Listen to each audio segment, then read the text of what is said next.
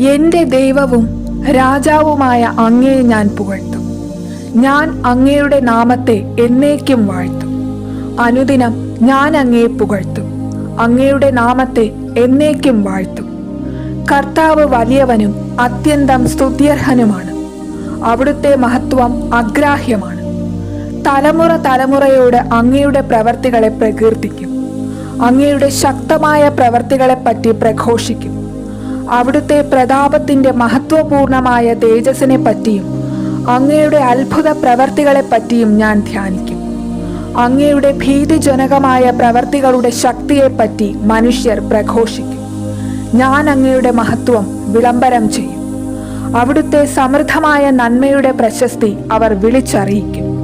അങ്ങയുടെ നീതിയെപ്പറ്റി അവർ ഉച്ചത്തിൽ പാടും. കർത്താവ് കൃപാലുവും കരുണാമയനും ക്ഷമാശീലനും സ്നേഹസമ്പന്നനുമാണ്.